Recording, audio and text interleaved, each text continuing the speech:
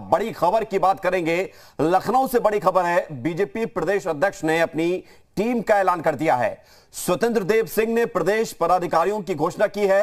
MLC एके शर्मा को प्रदेश उपाध्यक्ष बनाया गया है। अर्चना मिश्रा और अमित वाल्मीकि को प्रदेश मंत्री बनाया गया है। प्रांशु दत्त द्विवेदी बने हैं युवा मोर्चा के अध्यक्ष।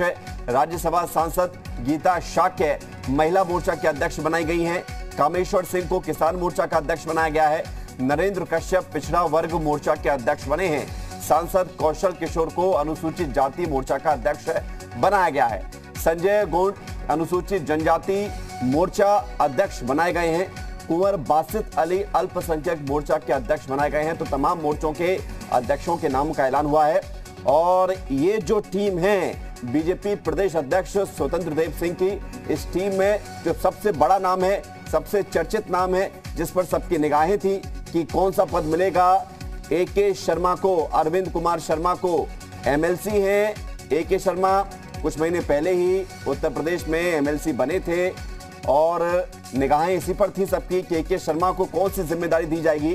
तो ये बड़ी जिम्मेदारी मिली है एके शर्मा को। प्रदेश उपाध्यक्ष भारतीय जनता पार्टी का उत्तर प्रदेश का बनाया गया है और ये महत्वपूर्ण टीम जिसके नामों का ऐलान अब हो गया है, पार्टी अध्यक्ष स्वतंत्र देव सिंह ने यह ऐलान किया है। तो बड़ी खबर आपको बता रहे हैं, ये नई टीम, तमाम मोर्चा के अध्यक्ष भी बनाए गए हैं और इन मोर्चों के अध्यक्षों में कुछ सांसद हैं, कुछ राज्यसभा सांसद हैं और अलग अलग प्रकोष्ठों के ये मोर्चा के अध्यक्ष बनाए गए हैं। प्रांशु दत्त द्विवेदी को युवा मोर्चा का अध्यक्ष बनाया गया है। राज्यसभा सांसद गीता शाक्य को महिला मोर्चा की अध्यक्ष बनाई गई है। एके शर्मा लेकिन सबसे चर्चित नाम, सबकी निगाह इसी बात को लेकर थी क्योंकि पिछले कुछ दिनों में जो चर्चाओं का दौर चला है राजनीतिक गलियारों में उत्तर प्रदेश में, एके शर्मा को लेकर तमाम कयास थे।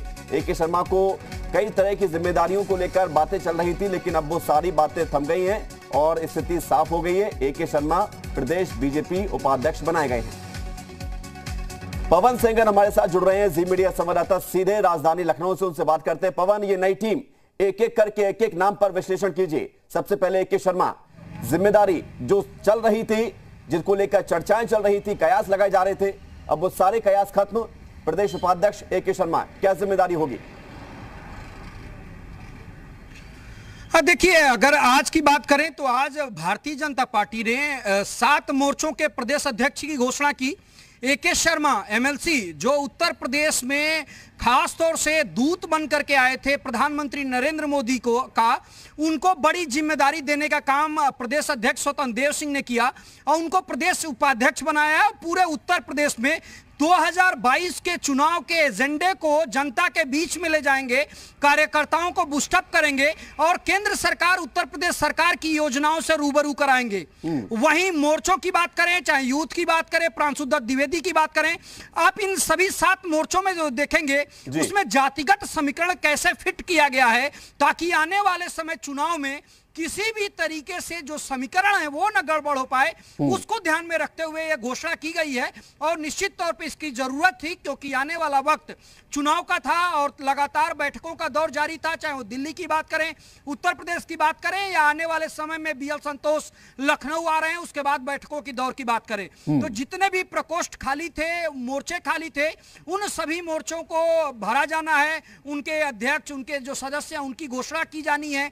उसके अलावा जो निगम है, यानी सरकार के पास जो निगम है, उनमें राज्य मंत्री, कैबिनेट मंत्री का जो दर्जा मिलता है वो दिया जाना है। तो तमाम विषयों पे जो काम चल रहा है और आने वाले हफ्ते में आप देखेंगे कि एक तरीके से पूरी कवायद एक तरीके से फुलफिल कर ली जाएगी ताकि जो चुनावी रण है उसको फतेह किया जा सके। क्योंकि प्रधानमंत्री नरेंद्र मोदी का उत्तर प्रदेश में 60 से ज्यादा है रैली एक तरीके से बताई जा रही है कि होने वाली है। अमित शाह लखनऊ में आकर के प्रवास करेंगे। उसके अलावा जो तमाम केंद्रीय नेतृत्व है, उसके जो मंत्री नेता हैं वो लखनऊ में आएंगे। लिहाजा संगठन मजबूत करना, संगठन के बीच में बूस्टअप तैयार करना और जनता के बीच में सरकार, चाहे वो केंद्र सरकार की बात हो या उत्तर प्रदेश सरकार की बात हो, इन सरकारों के काम बिल्कुल बड़ी भूमिका होगी। और पवन, है और ये भूमिका किस तरह से निभाई जाएगी ये तो वक्त बतलाएगा, लेकिन अभी सबसे बड़ी भूमिका अध्यक्ष की ये थी कि सभी को साधे। सांसद कौशल किशोर, नाराजगी सामने आ रही थी, उनको कुछ मिला है? बिल्कुल, सांसद कौशल किशोर पिछले दिनों आए थे, नाराजगी जाहिर किए थे, उनको भी जिम्मेदारी दी गई है। और खास तौर से प्रांशु द्विवेदी जो यूथ के प्रदेश अध्यक्ष बनाए गए हैं, इनको लेकर के बताया जा रहा था कि इनके नाम पे चर्चा हो रही थी, संगठन और प्रदेश अध्यक्ष में बात नहीं बन पा रही थी। हर्षवर्धन सिंह का नाम सामने आ रहा था कि संगठन चाहता है कि हर्षवर्धन सिंह को प्रदेश अध्यक्ष बनाया जाए यूथ का, लेकिन प्रांशु द्विवेदी को बनाया गया। इसका मतलब कि स्वतंत्र देव सिंह ने जिनके नाम पे मोहर लगाई थी उनको प्रदेश अध्यक्ष बनाया गया। और सीधे तौर पे इस बात को लेकर के मैं दावे के साथ कह सकता हूं कि अभी जिसके पास जो जिम्मेदारी है उसको जिम्मेदारी दे दी गई है कि अगर आप प्रदेश अध्यक्ष हैं तो आप अपने हिसाब से संगठन तैयार करिए, बाद में कोई हिला हवाली नहीं चलेगी। आप मुख्यमंत्री हैं तो आप सरकार सत्ता का पूरा काम संभालिए और सीधे तरीके पे आपकी जिम्मेदारी होगी, आपके चेहरे पे उत्तर प्रदेश में चुनाव लड़ा जाएगा, लिहाजा सारी जिम्मेदारी आपकी होगी, आपकी सहमति महत्वपूर्ण होगी संगठन में। और अगर कोई पदाधिकारी बिल्कुल ये जिम्मेदारी बड़ी होगी, लेकिन पवन ये इन जिम्मेदारियों के बीच ए.के. शर्मा पर हम दोबारा से आते हैं, क्योंकि सबसे ज्यादा चर्चाएं उन्हीं नाम को लेकर थी कि ए.के. शर्मा को क्या जिम्मेदारी मिलेगी। सरकार में जगह नहीं मिली, संगठन में महत्वपूर्ण स्थान मिला है। क्या यह माना जाए कि 2022 का जो लक्ष्य लेकर चल रही है भारतीय जनता पार्टी, उसमें महत्वपूर्ण भूमिका निभाएंगे ए.के. शर्मा? हाँ बिल्कुल, क्योंकि देखिए सत्ता संगठन से होता है, संगठन सत्ता से नहीं होता है। पार्टी से सत्ता में आया जाता है, सत्ता से पार्टी में नहीं आया जाता है। तो एक बात बिल्कुल साफ है कि अगर संगठन मजबूत रहेगा, पार्टी मजबूत रहेगी तो फिर से सत्ता हासिल किया जा सकता है। लिहाजा ए.के. शर्मा की जिम्मेदारी को बड़ी जिम्मेदारी समझिए। उनको प्रदेश उपाध्यक्ष बनाया गया है। शायद ए.के. शर्मा ये नहीं सोचे होंगे कि आने वाले दिनों में मुझे प्रदेश उपाध्यक्ष की कुर्सी मिलेगी और पूरे उत्तर प्रदेश में जनता के बीच में जाकर के और उन लोगों को बुस्टअप करना होगा। यानी वो सीधे तौर पे पार्टी के मुख्य हिस्से में भागीदारी अपनी अब सुनिश्चित कर पाएंगे और आने वाले दिनों के लिए बड़ा रोड मैप खींच सकते हैं। लिहाजा ए.के. शर्मा की जिम्मेदारी बड़ी है। अब देखना होगा कि पूर्वांचल जिस तरीके से कोविड में वो काम करते नजर आए, पूरे उत्तर प्रदेश में किस तरीके से जनता के बीच में जाते हैं, कार्यकर्ताओं के बीच में जाते हैं, क्योंकि जो सबसे बड़ी जिम्मेदारी संगठन की होती है वो कार्यकर्ताओं के माइंड को, उनके तमाम ऊर्जा को ऊर्जावान करना, उनके अंदर एक ऐसी ये सारे काम तो होंगे कि आने वाले इसके समय साथ। तैयार रहे। एक बात और आज एक साफ हो गई ए.के. शर्मा को संगठन में जिम्मेदारी मिलने के साथ कि बीजेपी में क्या होने वाला है ये सिर्फ कयास ही चलते हैं, स्पष्ट तौर पर कोई नहीं बता सकता।